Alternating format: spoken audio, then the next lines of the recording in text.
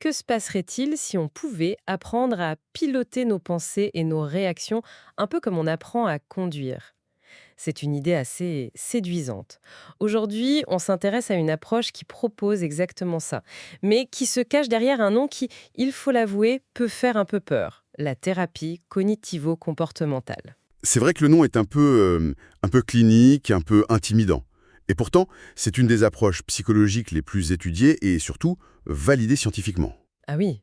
L'objectif de notre discussion aujourd'hui, c'est vraiment de la déshabiller de son jargon médical pour la rendre accessible, concrète et surtout utile. On va voir ce que ces termes cognitifs et comportemental veulent vraiment dire. D'accord. Donc notre mission, si on l'accepte, c'est d'explorer ensemble cette boîte à outils pour l'esprit. On va décortiquer comment elle fonctionne dans des situations de tous les jours et voir aussi comment elle redéfinit un peu les rôles de chacun: patient, thérapeute et même le médecin traitant. C'est ça. Et pour que ce soit le plus clair possible, on va suivre le parcours de 4 personnages: Nadia, Brahim, Philippe et Alexandra. Parfait. Alors, commençons par le commencement. Ce fameux nom, cognitivo-comportemental. Cognitif, ça sonne très académique. Est-ce qu'on ne parle pas simplement de cette petite voix dans notre tête, ce commentaire permanent sur tout? C'est exactement ça. Cognitif, c'est tout ce qui touche aux pensées. C'est le filtre à travers lequel on perçoit le monde. Et comportemental, c'est la suite logique. C'est ce qu'on fait. Nos actions, nos réactions, nos habitudes. La TCC, en fait, elle repose sur un trépied. Nos pensées, nos émotions et nos comportements sont complètement interconnectés. Ah. Si on arrive à bouger un des 3 pieds, les 2 autres suivent, forcément. D'accord, c'est un système, mais le postulat de base, si je comprends bien, c'est que nos comportements qui nous posent problème, nos angoisses, ce sont des choses qu'on a apprises. Oui, c'est l'idée centrale. Un comportement qui nous fait souffrir, c'est souvent le résultat d'un apprentissage, d'une association qui s'est installée avec le temps. Et la bonne nouvelle, c'est que tout ce qui a été appris peut être désappris. Ou plutôt, on peut apprendre un nouveau comportement plus adapté pour le remplacer. Ce qui m'a surprise, c'est le champ d'application. Spontanément, je pense TCC pour des cas très lourds, des phobies paralysantes, des TOC. Absolument. Et c'est l'idée reçue la plus tenace. Évidemment, la TCC est très efficace pour les troubles anxieux, la dépression, ce genre de choses. Mais son efficacité est démontrée pour un spectre beaucoup plus large. Comme par exemple, Le stress au travail, les insomnies, le manque de confiance en soi, la gestion de la douleur chronique, l'aide à l'arrêt du tabac, et même, ce qui est plus surprenant, la gestion des symptômes liés à la ménopause. c'est très large en effet. Et ça casse aussi une autre image d'Épinal. Celle du patient sur un divan qui explore son enfance pendant des années. On n'est pas du tout là-dedans. Pas du tout. C'est une thérapie active, ancrée dans le ici et maintenant et tournée vers le futur. Le thérapeute, ce n'est pas un gourou silencieux. C'est un partenaire, un coach. On travaille en équipe. Ah, d'accord. On discute, on fixe des objectifs concrets, mesurables, et on met en place des exercices. C'est une collaboration. Le but ultime, c'est que la personne devienne, à terme, son propre thérapeute. Qu'elle reparte avec la boîte à outils, en fait. Pour que ce soit encore plus clair, voyons comment cette boîte à outils fonctionne dans la vraie vie. Prenons nos 4 exemples, en commençant par Nadia, qui souffre d'anxiété sociale. La situation de Nadia, c'est un classique. Elle est invitée à une soirée, elle ne connaît presque personne. Et là, immédiatement, son cercle vicieux s'enclenche. D'abord, la pensée automatique qui surgit. Le petit commentaire dans sa tête. Exactement. Je n'aurai rien d'intéressant à dire, tout le monde va me trouver idiote. Cette pensée, elle la prend pour une vérité. Et ça déclenche une émotion très forte, l'angoisse. Et cette angoisse mène à un comportement. L'évitement, j'imagine. L'évitement. Soit elle annule, soit elle y va, mais reste collée à son téléphone. Mais attendez, ça semble presque trop simple. Si son angoisse est vraiment profonde, l'idée même de devoir aller à cette soirée, ça peut être une montagne. On ne risque pas de la mettre en échec. C'est qu'une excellente question et c'est le cœur de l'approche. On ne va jamais la jeter dans le grand bain.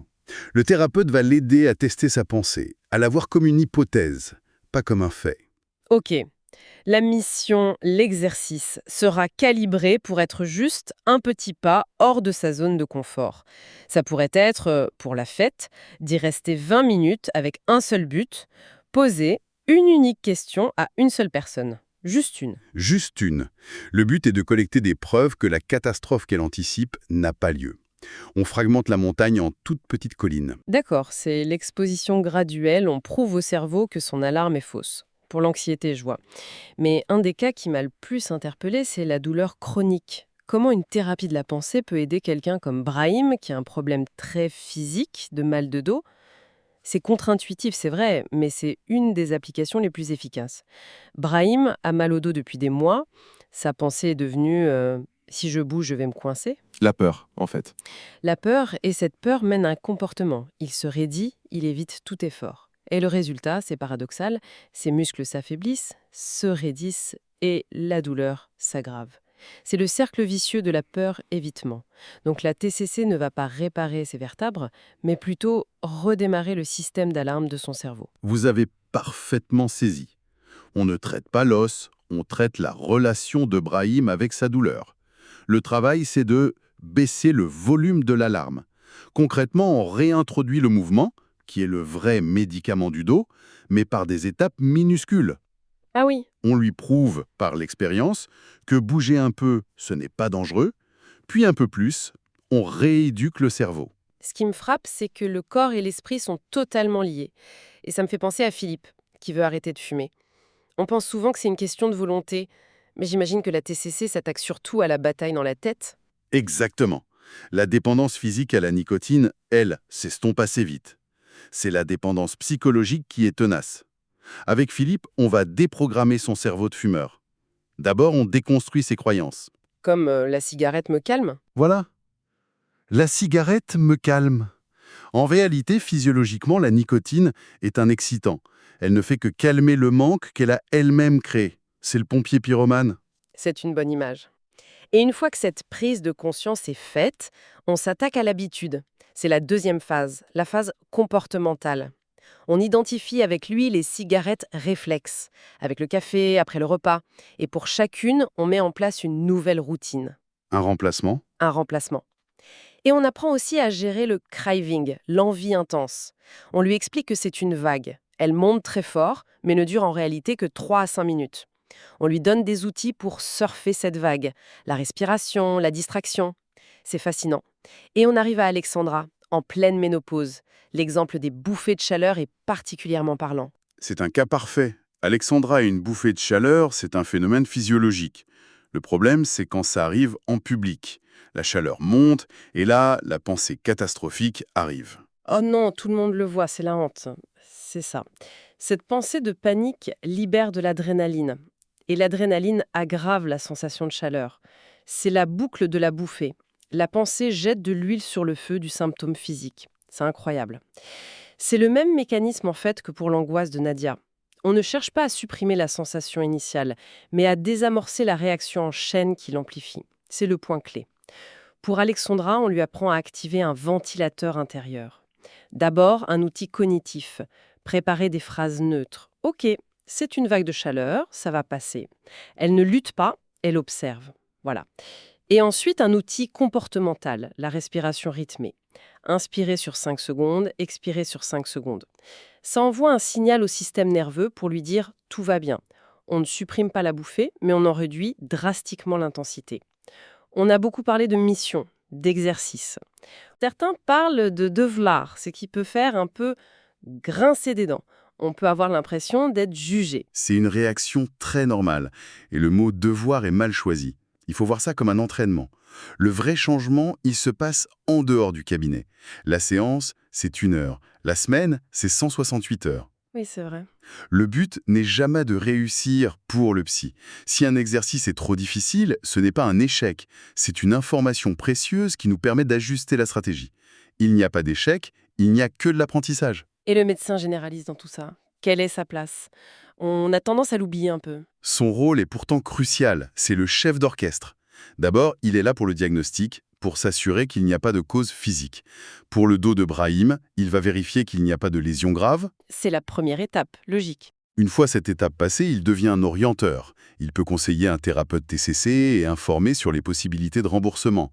En Belgique, on sait que des mutuelles, comme Partenamut par exemple, proposent des interventions qui peuvent aller jusqu'à 400 € par an. C'est important à savoir.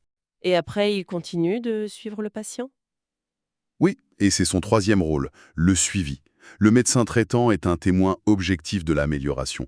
Il peut constater des choses très concrètes, une tension qui baisse, une reprise du sport. Ça ancre le progrès dans une réalité médicale. On ne peut pas conclure sans parler de la technologie. On voit fleurir plein d'applications de santé mentale. Est-ce que l'IA va remplacer le psychologue? C'est la grande question du moment. La technologie est un excellent complément, un assistant de poche, mais elle ne remplace pas le lien humain. Quels sont les avantages alors? La disponibilité. 24h24, 7 jours 7 pour une crise d'angoisse à 3h du matin, c'est utile. Ça peut aussi aider à surmonter la honte. Des applications comme Mon Sherpa sont bien conçues par des experts et respectent la vie privée, ce qui est un bon point de départ. Mais j'imagine qu'il y a des risques. Un algorithme peut-il vraiment comprendre la complexité d'une souffrance humaine? C'est là que se situe la limite. Les conseils d'une application restent généraux, ils peuvent être inadaptés, voire dangereux. Et surtout, rien ne remplace ce qu'on appelle l'alliance thérapeutique. La confiance. La confiance, l'intuition, la sécurité qu'offre un professionnel. Un algorithme ne perçoit pas une hésitation dans la voix. Donc ce n'est pas l'un ou l'autre, mais plutôt l'un avec l'autre. Exactement. Le modèle hybride est le plus prometteur. Utiliser une application pour préparer ses séances, pour faire ses exercices, ça peut rendre la thérapie plus efficace. Et ça peut même, à terme, permettre d'espacer les séances et donc de réduire les coûts. Si on devait résumer, la TCC, c'est donc une approche très concrète, une collaboration qui vise à nous donner les outils pour reprendre le contrôle sur nos pensées et nos comportements. Loin d'être une formule magique, c'est un apprentissage actif. Le principe fondamental, c'est que le changement vient par l'action, même la plus petite. En changeant une micro-habitude, en questionnant une seule pensée négative, on enclenche un cercle vertueux. Chaque petite victoire renforce la confiance. Les sources qu'on a consultées montrent que les applications de la TCC s'étendent sans cesse. Et ça soulève une question intéressante pour finir, Evelyne. Et si, pour beaucoup de nos souffrances, le véritable obstacle n'était pas le problème lui-même, mais la croyance profondément ancrée que nous ne pouvons pas changer notre façon de réagir à nos pensées? Alors, quelle est la petite pensée automatique et inutile que l'on pourrait décider aujourd'hui de simplement observer passer sans forcément y croire?